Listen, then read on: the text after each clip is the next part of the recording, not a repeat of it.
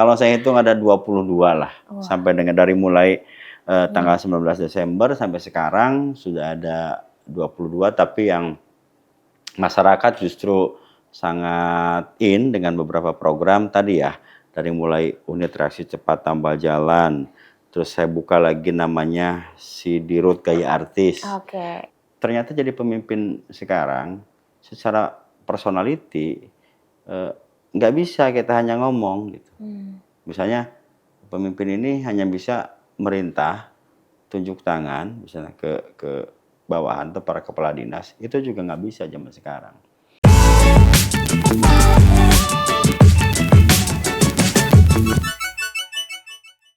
Kali ini kita akan menjelajahi sebuah kabupaten di Jawa Barat, yaitu Majalengka. Kabupaten yang telah menginjak usia 534 tahun ini, kini dipimpin oleh seorang PJ Bupati bernama Dedi Supandi. Di tangannya, Majalengka memiliki segudang program yang siap untuk memajukan masyarakat kabupaten ini. Meski begitu, Majalengka masih punya sejumlah PR yang harus diselesaikan. Penasaran bagaimana Pemkab memajukan Majalengka dengan segudang program inovatifnya? Saksikan Nusaraya episode kali ini. Nah, Sobat Kompas.com, kali ini kita kedatangan PJ Bupati Majalengka nih, Bapak Dedi Supandi. Apa kabar Bapak? Kabar baik, Alhamdulillah ya Pak ya. Nah Bapak, kita mau ngobrol-ngobrol nih soal Majalengka Pak. Katanya Bapak tuh lahir di Majalengka, benar Pak? Ya, gue Majalengka banget lah. Gitu ya. Jadi Majalengka banget itu saya lahir di Majalengka. Sekolah juga Pak? Sekolah SD juga di sana. SD tahun 83 sampai 89 ya. Karena terus 89 SMP juga di SMP Raja Galuh, masih juga masuk Majalengka. Dan SMA juga sama di Majalengka, SMA 1 Majalengka. Jadi orang tua juga sih saya masih di sana, terus adik-adik juga masih di sana. Jadi orang mengatakan ya saya asli Majalengka banget gitu kan. Kalaupun hari ini saya berkiprah ataupun kemarin sempat bekerja di pemerintah Kota Bandung, pemerintah Provinsi Jawa Barat, itu betul-betul karena saya keluar dari pendidikan, ditempatkan tugas di sana.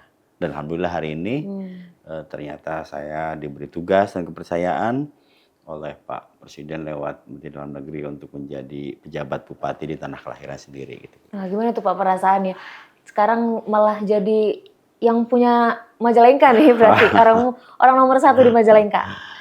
Enggak, jadi ibu saya selalu berpesan bahwa kalau kamu ingin mengembangkan karir, ya berikanlah untuk tanah kelahiran kan gitu kan. Jadi pada saat saya menjadi PJ Bupati di Majalengka, serasa itu adalah bagian dari doa ibu saya juga mungkin. Jadi saya pada saat kondisi di sana tentunya ya ingin sekali mengembangkan bagaimana Majalengka ini menjadi sebuah kota kreatif yang ramah lansia. Yang hari ini kadang-kadang tagline Majalengka sebagai kota pensiun dan sebagainya itu masih sering dikarenakan kondisi Majalengka masih gelap gulita dan sebagainya. Makanya dalam jangka waktu yang tidak terlalu lama ini saya di masa PJ, saya justru sungguh-sungguh ingin membuktikan bahwa Majalengka itu sebetulnya orang-orang yang kreatif kayak gitu kan. Nah, besar di Majalengka nih Pak, kira-kira pasti banyak nih perubahan-perubahan yang ada di Majalengka ya Pak ya. Nah, menurut Bapak ada nggak yang belum juga selesai nih di Majalengka? Yang belum selesai ada dulu Salah ya. Satunya mungkin tadi yang gelap gulita itu ya Pak ya? PJU. PJU. Jadi kalau saya dulu di Majalengka banyak kenangan ya, dari kenangan saya dulu kan di masa kecil kadang-kadang bermain bersama teman-teman, bahkan saya juga menunggu beres pulang sekolah, terus terseling Jumatan, mau menunggu latihan pramuka, kita juga kadang-kadang mandi di sungai dan sebagainya, banyaklah kenangan di situ. Dan semua itu juga sahabat-sahabat saya di sana juga banyak. Jadi hari ini aspirasi yang masuk kepada saya sebagai PJ, karena saya tidak punya wakil, jadi saya jadikan masyarakat itu dia adalah bagian dari inspirasi saya. Jadi saya buka informasi melalui media sosial, melalui IG dan sebagainya. Banyak perubahan sungguhnya dari mulai dulu tidak ada bandara, sekarang ada bandara. Kan dulu tidak ada Cisundawu, sekarang hadir, oh, seperti itu. Bahkan ada beberapa ruang-ruang publik yang semakin kreatif. Tetapi di sisi lain pun juga ada juga yang masih harus dituntaskan gitu kan, Mbak Putri. Seperti misalnya daerah sini terjadi gelap gulita, PJU belum dipasang, terus jalan-jalan ada yang masih rusak. Sementara di sisi lain saya berpikir jika itu tidak menggunakan sebuah inovasi atau tidak berkolaborasi, maka gambarannya akan berapa tahun menyelesaikan itu. Maka dalam konsep pemerintahan saya di Majalengka dengan 3 hal, yaitu kita lakukan kolaborasi, kolaborasi dengan berbagai pihak, dengan berbagai tingkatan. Kita lakukan inovasi. Kenapa dengan inovasi? Karena pekerjaan 3 tahun bisa selesai 1 tahun, pekerjaan 1 tahun bisa selesai dengan 3 bulan, dan satu lagi kita lakukan desentralisasi. Jadi desentralisasi itu saya memberikan kepercayaan kepada kewenangan kepada dinas-dinas dan juga camat-camat di bawahnya untuk bisa mengeksekusi itu. Nah kira-kira di mana aja tuh Pak, kalau lokasi-lokasi yang memang masih gelap gulita? Kemarin itu kita ada beberapa yang disampaikan seperti ada jalan provinsi kan itu. Terus ada jalan kabupaten. Akhirnya yang jalan provinsi dan jalan kabupaten karena APBD juga sudah ditetapkan, bagian dari kolaborasi dengan pemerintah tingkat yang lebih tinggi karena saya juga sebetulnya bertugas di provinsi kan gitu. Kita colek-colek lah dikit. Nah ini Pak Kadisub provinsi, jalan provinsi di Majalengka ternyata masih gelap gulita nih seperti ini gitu ya. Nah ternyata alhamdulillah terrealisasi kan. Kita ada mendapatkan bantuan ada 1.231 titik lampunya gitu. Dan ada 96 pemasangan lampu dan PJU-nya yang baru. Dan itu dilakukan antara daerah Cigasong sampai Talaga, Cigasong Raja Galuh ke daerah Panjalin. Itu jalan-jalan provinsi.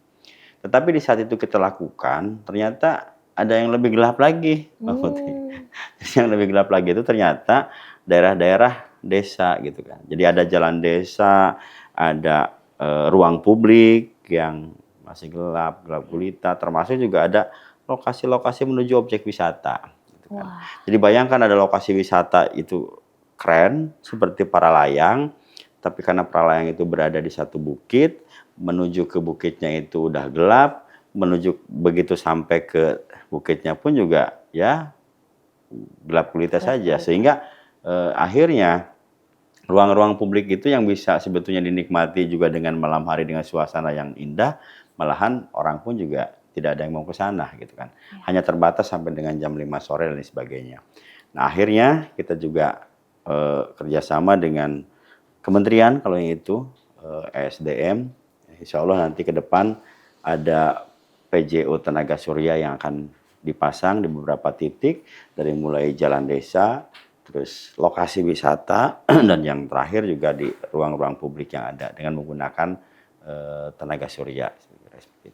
Nah tadi Bapak sempat nih ngomongin soal kolaborasi dan inovasi Pak. Iya. Kira-kira boleh diceritain nggak sih Pak ini seperti apa nih contohnya yang Tadi, sudah berjalan? Ya jadi saya bilang bahwa dalam itu sebetulnya penelitian saya ya. Jadi penelitian saya mendapatkan doktor pemerintahan, isinya adalah kita menemukan sebuah konsep namanya triangle Coltin. Saya itu jadi triangle Coltin. Ya triangle Coltin ini tadi kolaborasi, inovasi kan gitu kan, dan transparansi. Tapi itu untuk dilakukan di desa. Nah diangkat di posisi general di level kabupaten, kita lakukan kolaborasi, inovasi, dan desentralisasi. Banyak macamnya seperti kita harus bersinergi antara pemerintah kabupaten dengan desanya. Karena kita beranggapan bahwa desa maju, maka pemerintah kabupaten pun juga akan maju. Maka di situ kolaborasinya apa? Pengembangan wisata. Wisata di level-level desa oleh badan usaha milik desa dan lain sebagainya. Kolaborasi yang kedua contohnya misalnya ada jalan dibangun oleh dana desa. Tetapi jalan yang satunya juga dibangun oleh dana desa. Tetapi menghubungkan kedua desa ini ada jembatan sungai yang harus dibangun. Nah itu kolaborasinya baru pemerintah kabupaten cukup jembatannya. Sehingga jalan yang sebelah sininya oleh dana desa, yang sebelahnya juga daerah desa. Seperti itu yang kita berharap. Nah, tapi tadi kunci itu harus diiringi dengan desentralisasi juga kan itu. Karena kewenangan-kewenangan yang diberikan menjadi bagian otonom yang justru itu akan mempercepat proses pertumbuhan ide-ide kreatif yang muncul dari desa. Gitu. Nah, terkait PJU tadi Pak, kira-kira ada nggak sih target tertentu nih untuk menyelesaikan lingkungan yang memang gelap gulita itu tadi? Target ada, jadi makanya tadi ya dengan beberapa konsep inovasi kalau kita hitung Majalengka ini laju pertumbuhan ekonominya di atas rata-rata Jawa Barat, bahkan di atas rata-rata nasional. Yang kedua juga penurunan pengangguran juga di bawah rata-rata nasional, jadi bagus lah. Yang harus diselesaikan di Majalengka adalah terkait dengan kemiskinan. Kemiskinan ini masih tinggi. Kenapa masih tinggi? Karena tadi ternyata kemiskinan di Majalengka ini masih di atas rata-rata Jawa Barat dan nasional. Satu itu. Kedua, selain tadi kemiskinan, kedua masih perlu digalinya objek-objek yang menimbulkan potensi sebetulnya, yang potensi itu sangat bagus antara potensi desa dengan warganya. Nah, tetapi ruang ini pun juga harus mampu dilakukan secara kolaboratif dan banyak kreatif-kreatif yang bisa dilakukan. Nah, pada saat kondisi PJU ini tidak ada, kan itu juga 1.200 titik yang akan kita pasang, termasuk juga jalan rusak. Nah, semuanya ini menjadi sarana ini menjadi sarana yang penting yang harus dilakukan dan didukung pemerintah dalam rangka tadi menciptakan sumber daya manusia di desa ataupun di beberapa wilayah yang dia mampu menjadi kemajuan desa. Jadi tahun ini sudah kita buka inovasi, ada URC namanya. Jadi URC itu Unit Reaksi Cepat Tambal Jalan. Itu sudah 70 titik kita bangun. Jadi akhirnya Unit Reaksi Cepat Tambal Jalan ini saya setiap ada sekitar 9 UPTD yang kita bekali tim URC, dan tim URC ini mereka melakukan ada jalan bolong dia tambal, ada jalan bolong segera tambal. Jadi jangan menunggu perbaikan jalan ini menunggu rusak semua. Itu contoh. Terus PJU juga seperti itu. Terus ada juga dalam aspek penyerapan tenaga kerja ternyata banyak sekali ada tenaga kerja asing yang belum melaporkan, termasuk beberapa pabrik terjadi beberapa pungutan liar terhadap tenaga kerja yang baru. Banyak aspek yang kita kolaborasikan di sini. Ternyata memang Bapak nih punya banyak nih program-program yang oke nih. Sangat kayaknya. banyak. Kalau saya hitung ada 22 lah. Sampai dengan dari mulai tanggal 19 Desember sampai sekarang sudah ada 22, tapi yang masyarakat justru sangat dengan beberapa program tadi ya, dari mulai Unit Reaksi Cepat Tambal Jalan, terus saya buka lagi namanya Sidirut Gaya Artis. Jadi Sidirut Gaya Artis ini sistem digital rekrutmen tenaga kerja yang transparan dan gratis. Jadi caranya pada saat pabrik-pabrik ini punya lowongan kerja, dia menyampaikan jumlah lowongannya kepada Dinas Tenaga Kerja dan Balai Latihan Kerja, lalu kita menyampaikan secara transparan dan daftarnya online, kan gitu. Itu namanya saya katakan Sidirut Gaya Artis. Nah, jadi semua orang bisa mengakses itu ya Pak? Semua orang bisa mengakses, apalagi warga Majalengka. Nah, ada lagi di situ yang kita mengambil retribusi orang asing. Ternyata luar biasa. Bahkan yang lebih kaget, Mbak Putri, luar biasa potensi Majalengka ini. Saya datang ke sebuah tempat yang dia ekspor ini ekspor rotan ke Jerman, ke Eropa. Itu ekspornya pabriknya di Majalengka, terus rotannya juga dibuatnya di kita, tapi asal ekspornya dibuat dari asal Cirebon. Nah, yang terjadi sekarang seperti itu. Kenapa? Karena Majalengka belum mempunyai surat izin asal ekspor. Sehingga apa yang terjadi pada saat negara ini memperoleh devisa, saya hitung kurang lebih 1 bulan sekitar di 20.000 US dollar. Devisa ini didapatkan dari hasil ekspor, maka devisa negara ini akan berbaginya dengan Cirebon, bukan dengan Majalengka. Nah, ini akan kita lakukan beberapa langkah-langkah untuk meningkatkan PAD seperti itu. Nah itu kira-kira udah ada prosesnya belum Pak? Upaya-upaya apa nih supaya Majalengka memang tidak lagi jadi Cirebon lagi tadi? Ya, Maksudnya nggak Cirebon jadinya, tapi Majalengka. sudah kita banyak upaya tentang itu dan kita optimis 2025 ini PAD-nya naik. Banyak hal. Contoh lagi di kita ini daerah Lemah Sugih, Bantarujeg dan lain sebagainya itu penghasil jagung, Ya. penghasil juga sayuran. Nah, tapi sayuran itu dijual dulu ke pasar induk. Yang pasar induknya ada di Jagasatru di Cirebon. Sehingga nanti pasar-pasar yang ada di Majalengka, mau Kadipaten, Rajagaluh, Cigasong, justru setelah masuk ke Cirebon dulu. Padahal produknya adalah produk hasil pertanian dari Majalengka. Maka konsep kedepannya untuk menyelesaikan itu, saya akan memperbaiki tata ruang. Misalnya kita membutuhkan pasar induk yang hadir di Majalengka. Nah, contoh lagi, yang ini contoh ekstrim kemarin yang baru kita benahi, bawang. Kita ini penghasil bawang, Iya. kan itu luar biasa.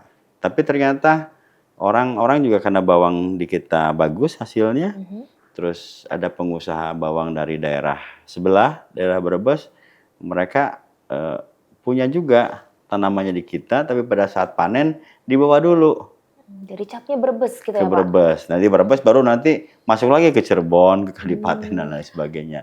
Nah, kenapa kita tahu kemarin seperti itu, kita selidiki, karena ternyata bawang ini menjadi bagian dari penyumbang inflasi kemarin itu. Sebelum mendekati Idul Adha, inflasi tinggi juga karena bawang. Jadi kita harus selesaikan, oh ternyata seperti ini alurnya gitu. Oke, dengan tadi program yang cukup banyak ya Pak ya.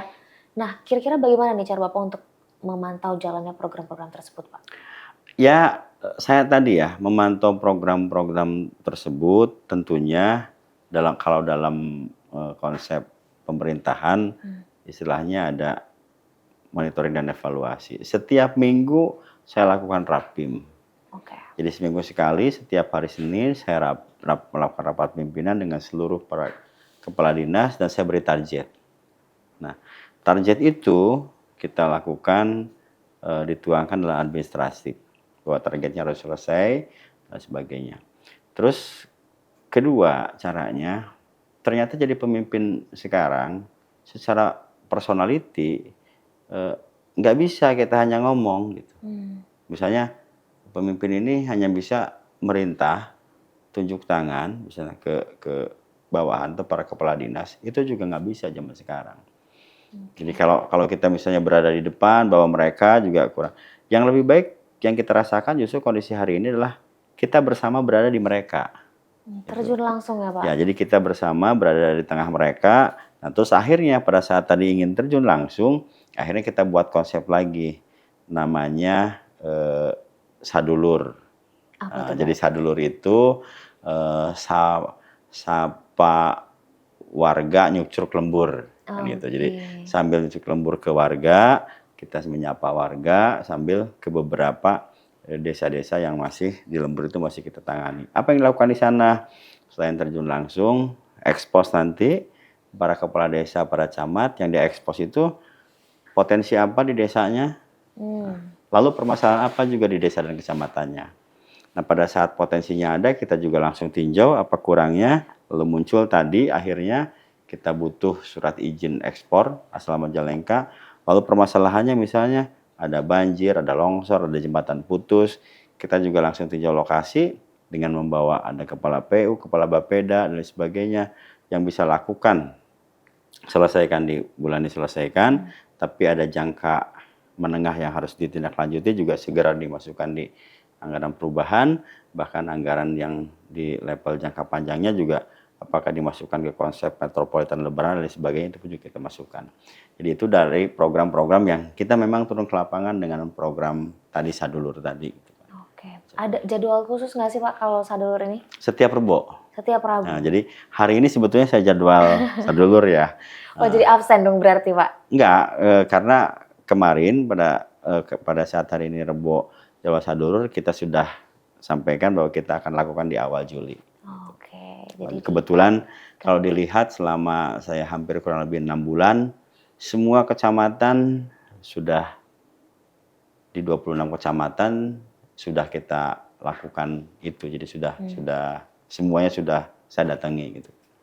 Nah, Bapak juga katanya punya program yang apa ya, membuat masyarakat nih menyampaikan kritik dan sarannya nih, namanya Mabar. Oh iya, Boleh dijelaskan nih Pak seperti apa? jadi Mabar ini Majalengka berbicara. Oke. Selama ini pada saat para warga ingin menyampaikan, Pak saya ada keluhan masalah bansos ini, kenapa yang saya dapat bansos ini tidak, Pak saya udah daftar tenaga kerja, kenapa ada pungutan liar, kan itu dan sebagainya, itu kan nyampe ke kita kan. Ya. Musim PPDB ada juga kan menyampaikan tentang PPDB. Akhirnya program Majalengka Berbicara ini kita buat agar semua eselon 2 para kepala dinas untuk menjawab ke media ini tidak selalu minta petunjuk gitu kan. Oke. Yang selama ini seperti terkesan mereka ini tidak punya hak bicara. Selalu kalau mau menjawab ke media kemana tuh itu adalah hak pimpinan. Saya bilang semuanya sama, is okay. Kita ada cerita kebijakan, tapi cerita dinas silahkan dilakukan oleh para kepala dinas. Maka Mabar ini atau Majalengka Berbicara itu adalah ruang untuk menjembatani antara masyarakat yang bertanya atau antara media yang butuh berita tentang pertanyaan yang pada saat ini dengan pejabat publik yang harus dihadirkan. Kan kayak gitu. Iya. Misalnya sekarang, ini lagi ribut-ributnya PPDB, maka di acara Majalengka Berbicara kita hadirkan Kadisdik gitu kan, untuk menjelaskan tentang itu misalnya. Kemarin pada saat ada ribut-ribut yang terkait dengan rencana hari jadi festival di Majalengka, maka ya panitia hari jadi kita hadirkan di acara Mabar untuk menjelaskan ke semuanya. Jadi masyarakat itu akhirnya mereka tahu gitu kan apa yang akan dilakukan oleh pemerintah kotanya dan apa mereka harus berbuat apa untuk membuat kota ini lebih terkesan, ya seperti itu. Oke. Tadi sistemnya itu seperti apa Pak? Apakah dia ada website yang bisa diakses masyarakat untuk mengadukan kritik dan sarannya atau ada via telepon? Oh iya, kalau yang Mabar tadi, Iya. kalau yang Mabar tadi kan difasilitasi oleh Diskominfo ya. Oke. Fasilitasi Diskominfo, kemarin juga ada apa ruang pengaduan, website pengaduan, ada juga ruang di situ untuk konsultasi. Walaupun kalau dicek mau pengaduan, mau telepon ke 1212, ternyata pada saat dicek lebih banyak ngadunya langsung ke bupati ya, gitu. Jadi lebih banyak mereka menyampaikannya langsung ke saya gitu kan. Tapi akhirnya saya pun juga pada saat saya bisa jawab ya jawab, kalau enggak ya saya share lagi itu ke teman-teman di dinasnya agar bisa membantu. Bahkan yang terjadi mengadu ke IG saya, tapi yang jawab justru yang jawabnya adalah para kepala dinas misalnya. Okay. Dia misalnya ngadu ke saya, Pak, jalan di daerah Jahim ini belum diaspal terus, sudah rusak dari tahun 2021 kan itu. Kadang-kadang karena kita sudah ada tadi di Mabar tadi, kita pun juga menyampaikan kepada para kepala dinas agar aktif bermedia sosial. Sehingga dinas ini bahkan bantu menjawab di dashboard IG saya gitu kan. Bahwa ini sedang terjadi proses lelang begini-begini, insya Allah akan dilaksanakan setelah Lebaran Idul Adha kan itu. Seperti itu. Instagramnya aktif ya Pak ya? Oh aktif, mau dicoba tah hari ini misalnya Kompas TV chat ke saya jawab langsung gitu. Wah, Bapak tadi Bapak sempat singgung soal hari jadi Majalengka. Iya. Tanggal 7 Juni ya Pak ya? 7 Juni kemarin. Ada rangkaian acara apa aja sih Pak waktu itu? Luar biasa kemarin itu, sampai Majalengka itu seperti menyala ya hidup karena udah rangkaian hari jadi bertepatan juga dengan urusan bola kan kemarin itu. Ya. Jadi ada festival, yang festival itu festival budaya, helaran dari setiap desa, juga setiap kecamatan, setiap perangkat daerah, termasuk juga ada kolaborasi juga dengan kemarin dengan teman-teman Karnaval CTP, termasuk juga festival makanan, kulinernya juga ada. Lalu setelah itu kalau yang ziarah ke makam leluhur, pendiri-pendiri itu sih biasa ya. Itu terus ada juga kita berbagi sembako, termasuk juga ada Liga Buruh. Jadi Liga Buruh ini pertandingan sepak bola antar buruh industri di setiap perusahaan kan itu. Terus setelah itu juga ada pertandingan bola voli, ada pameran bonsai, ada adu domba juga ada, macam-macam lah gitu. Banyak ya Pak ya? Dari mulai budaya, kuliner, sampai dengan nanti besok ini dalam rangkaiannya malahan ada lari tank fun run Oh 10 oke. kilo itu juga bagian dari rangkaian hari jadi. Termasuk yang paling kemarin berkesan di teman-teman lansia di hari jadi itu kita saat karnaval konvoy dengan mobil jeep tua, kita juga ngajak teman-teman lansia. Dari mulai veteran, LVRI, terus guru-guru purna bakti dengan menggunakan baju zaman dulunya. Itu. Untuk mengingat masa-masa. Untuk mengingat masa yang dulu, terus bukan hanya mengingat juga mereka juga menyampaikan bahwa aku ini meskipun sudah lansia masih bisa berekspresi loh gitu kan. Jadi sehingga kita tagline-nya kemarin bagaimana Majalengka ini menjadi kota ramah lansia gitu kan. Yang selama ini selalu tagline itu menjadi kota pensiun, jadi kita ganti menjadi Majalengka kota kreatif yang ramah dengan lansia. Luar biasa meriahnya, ditambah lagi ada perhelatan bola kemarin itu. Makanya nobar-nobar itu selalu hadir kan. Bahkan sempat juga follower saya naik gara-gara saya ditanya oleh media saat itu, spontan ditanya pada saat saya lantik P3K, "Pak, gimana di Lusa ini ada nobar enggak?" Ya saya bilang ada lah gitu kan. "Di mana Pak nontonnya?" 2 kali kan di alun-alun. Ya. Saya bilang berubah nontonnya di GGM gitu kan. "Kenapa Pak pindah ke GGM?" "Karena di alun-alun Indonesia kalah terus," kata saya tuh. Waktu Indonesia lawan Irak dan waktu sebelumnya kan. Nah, ini waktu pertandingan yang Persib lawan Madura gitu kan. "Pak ada prediksi skor?" Saya bilang 3-1 lah gitu. Untuk Persib lah. Ternyata tebakan saya benar. Wah itu viral gara-gara tebakan saya benar 3-1, follower jadi naik. Jadi menguntungkan juga nih buat sosial medianya Bapak. Bapak berarti suka ngikutin bola Pak? Ya sebagai posisi yang ada juga di situ ada Persima ya, di kita juga ada juga Viking di Majalengka, ada juga Barama. Ya anak muda kan keinginan masyarakat seperti itu kita ikutilah gitu kan. Oke. Pak, selain bulan Juni ini yang katanya kan tadi ada rangkaian hari jadi ya Pak. Kira-kira waktu yang tepat nih untuk mengunjungi Majalengka tuh kapan sih Pak menurut Bapak? Kalau waktu yang tepat mengunjungi Majalengka harus disesuaikan juga dengan kondisi di Majalengka ya. Seperti gini, kalau mau makan durian di Sinapel berarti harus musim durian. Kapan tuh Pak kalau musim Musim durian? durian itu sekitar di November lah ya, November Desember. Tapi nanti akan musim lagi, ntar lagi nih dari mulai Agustus nih itu akan musim. Nah sekarang ini lagi musimnya musim mangga. Mangga Gedong Gincu. Nah, jadi kalau ke sana pasti oleh-olehnya berarti sekarang mangga. Tapi sekarang di bulan Mei, Juni ini juga lagi keren kalau mengunjungi Terasering Panyaweyan. Karena sedang hijau ininya, daunnya. Daunnya sedang hijau. Nah, kalau di bulan April itu Terasering Sawah. April berarti April, Juli nanti nanti mendingan ngunjungin Terasering Sawah. Kenapa? Karena pada saat di bulan itu si sawahnya lagi menguning. Gitu kan. Tapi kalau di luar itu misalnya malam tahun baru, malam itu juga ada beberapa tempat yang dipergunakan untuk camping. Itu ada Lembah Sangyang Dora. Keren seperti Raja Ampat ya di situ. Jadi kita berada di atas bukit bisa melihat gunung-gunung di sekitarnya gitu kan, berjejer seperti itu. Jadi nah ini nanti yang kita harapkan justru ingin dibuat tagline bulanan disesuaikan dengan posisi yang tadi ya, Pak, ya. Supaya masyarakat juga tahu.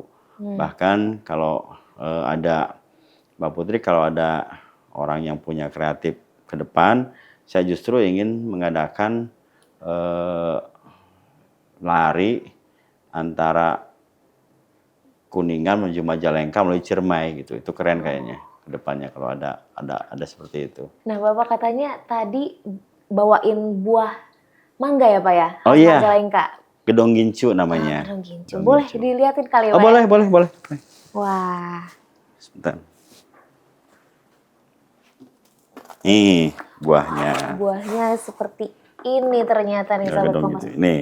Nih, seperti ini ternyata. Ini rasanya seperti apa? Wangi banget ya, harum. Wanginya beda, harum lah. Pokoknya apa ya? Manis ada asam kayak gitulah. asamnya. Seger. Seger. Gitu. Ini bedanya apa ini nih, banyak Pak? dengan Yang lain. mangga gedong gincu ini namanya juga gedong gincu kan. Gincu. Dari mulai rasa beda. Nah, ada lagi nih bedanya gedong gincu Majalengka dengan yang lain. Empuknya beda. Empuknya beda. Jadi tidak berserat ya. Oke. Kalau di tempat lain kadang-kadang gedong gincunya ada seratnya. Kalau ini enggak. Terus warnanya kalau ini menarik banget, ini merah. Oh. Merahnya ini. Sini ya, ada Jadi merahnya di sini. ini sebetulnya belum super. Kalau yang super mah ini merahnya banyak.